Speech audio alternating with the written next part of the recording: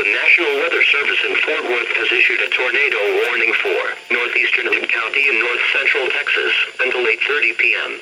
At 7:40 p.m., storm spotters and Doppler radar observed a developing tornado near Oak Trail Shores, moving east at 15 miles per hour. Granbury is in the direct path of this developing tornado. If you live in or near Granbury, take cover immediately. The tornado will be near Granbury around 7:45 p.m. In addition to tornadoes, large hail and damaging winds are likely with this storm. That was short. The following is a preliminary storm report for Parker County.